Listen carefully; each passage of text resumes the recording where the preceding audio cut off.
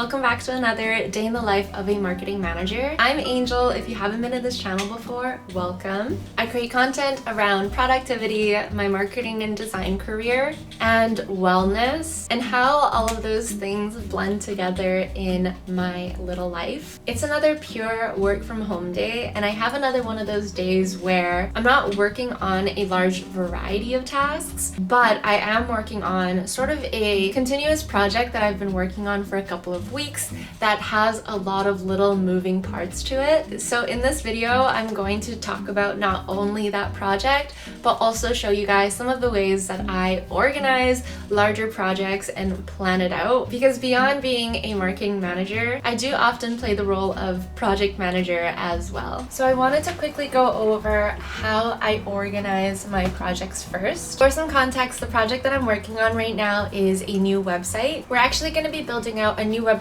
specifically for some free resources that we are offering to potential users and leads, because we're finding our free resources on our current website are doing so well at helping us garner new leads. We decided that we wanted to create an entire separate website under the same brand, but just something separate where anyone can land there and just find tons and tons and tons of really helpful and amazing free resources. This way, it's just a way easier, like barrierless entry into our ecosystem. And from there, we can then talk to them and introduce them to our products and our brand. So you might be thinking, you're just building a new website. What is the big deal? Why is this considered a big project? This is considered a big project and something that I have to project manage because of the many different moving parts that come with it. So if you think about it, there's the aspect of designing the website, there's the aspect of developing the website, and those tasks will typically be done by two separate people. There's the task of building out all of their free resources as well as collecting the ones that we have currently on our site. There's the aspect of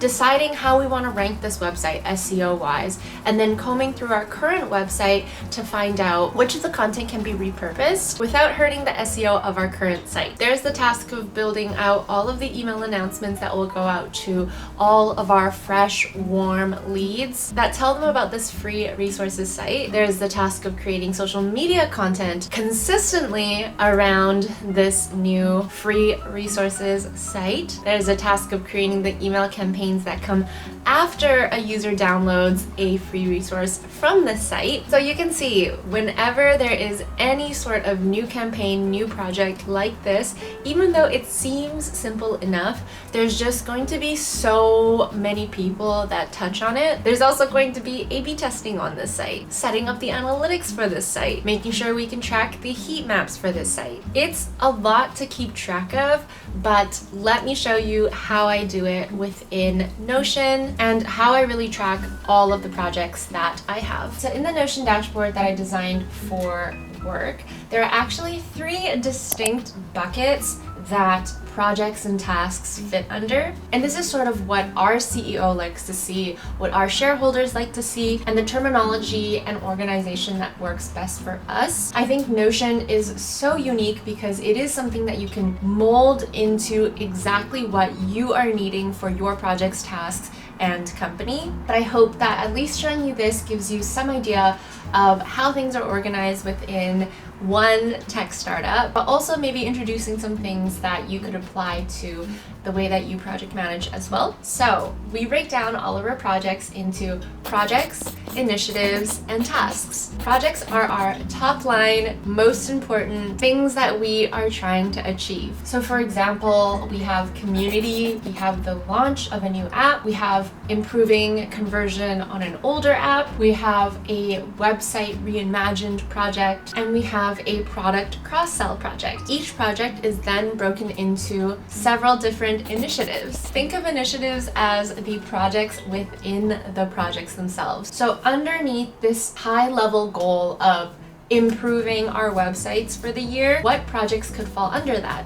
It could be combing through all of our parent company's website to see if any of the content can be repurposed, fixing any Google console or SEO issues that Google has alerted us of, moving over from Google Universal Analytics to Google Analytics 4, creating our community landing page where we invite our users to come and connect. All of these initiatives will help us achieve the goal of improving our website over the course of this year. But the reason they're initiatives is because underneath each of those initiatives, there's going to be a bunch of tasks as well. So our high-level projects honestly rarely change. We go through and look at these high-level projects every year to see what has been done, what still needs help with, and to also set new project goals for the following year. Initiatives get changed, get edited all the time. But just to make things so much more organized, when you break your initiatives into individual achievable tasks,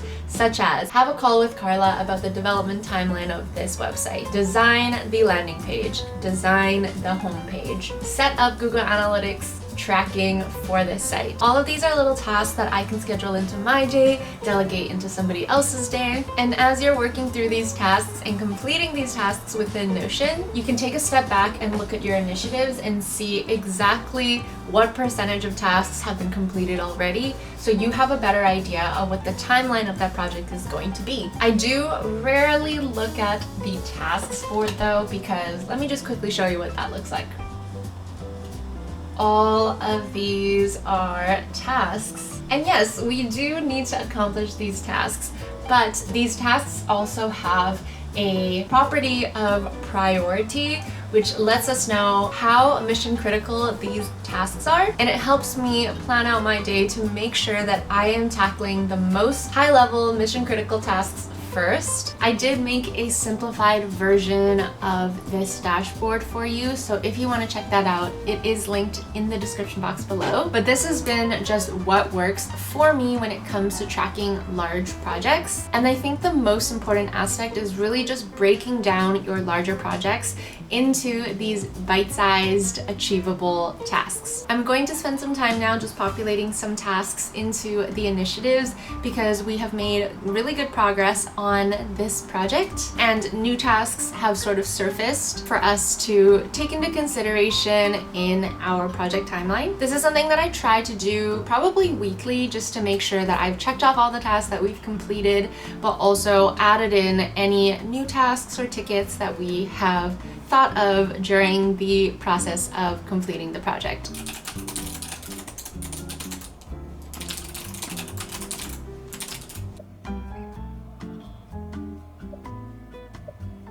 That if you tap it, it activates Shazam instantly and starts listening to music in the background. So excited to do a little unboxing to try this new webcam that BenQ sent over. They sent over their IdeaCam S1 Pro, which is such a neat product. It's perfect for anybody who has to show things that are on their desks or who do webinars. It has 3 distinct modes, which are desk view, handheld, and macro mode. But of course, you can set it up on your screen so that it shows your face as well. It came with a really sturdy weighted stand, a magnifier, and it came with a desktop remote, which allows you to autofocus, take a picture, mute, and even zoom in or zoom out. Having the remote is perfect for video calls where you need to mute and unmute quickly, or if you're showing something on your desk and you need to quickly zoom in. It also set up super easily, and I appreciate that it came with batteries for the remote as well.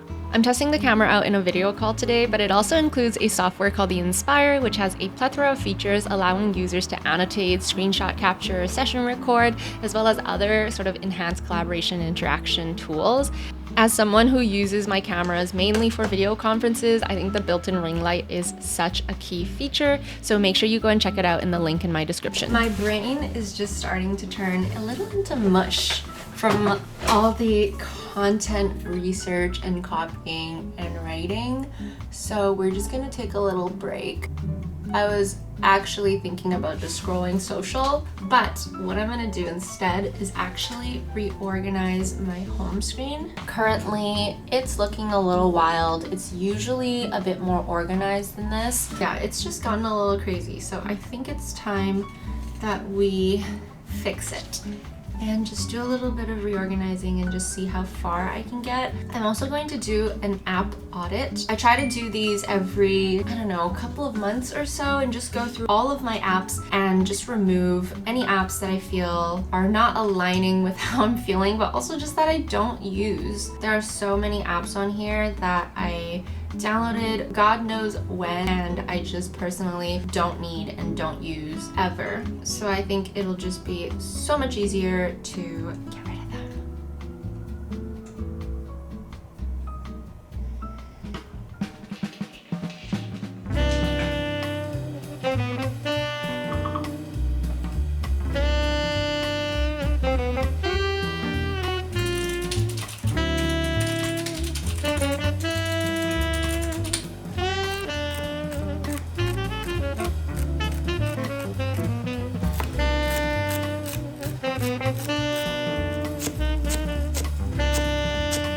I got this everything umami seasoning, which I'm gonna put a little bit into here. This is from Epicurio.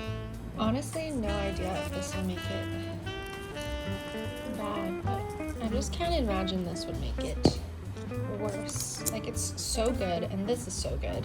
I feel like there are two types of people in the world when it comes to mixing foods. There are people who just think it's the grossest thing ever to mix foods that aren't meant to be mixed together. And then there's people who just want to experiment and see if two things that they like will go well together. And I'm very much so a part of that second category. So I'm gonna put a little tuna mixture in my toasted bread.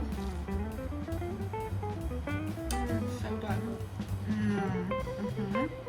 Add a little bit more everything seasoning, and then for the rest of my tuna salad, I'm gonna contain it because I can totally eat this later.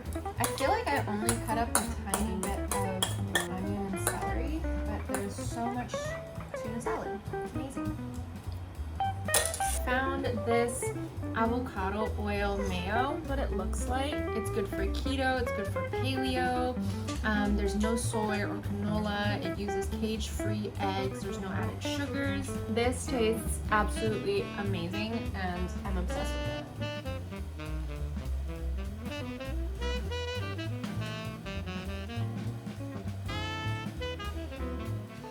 It has come to that point of the day where I am just needing the couch and not the desk. I usually try to do a change in environment sort of like midday to kind of like closer to the end of my day. So I either go to a cafe, I go to the sofa, I go to this additional workspace that I literally created for that reason, or sometimes I'll sit at my kitchen counter. But today it's going to be a sofa day.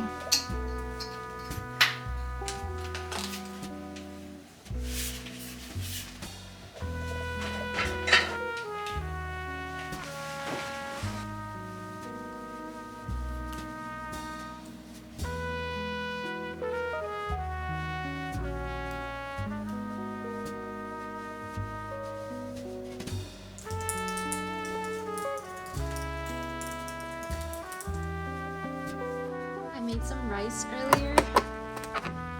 Yum.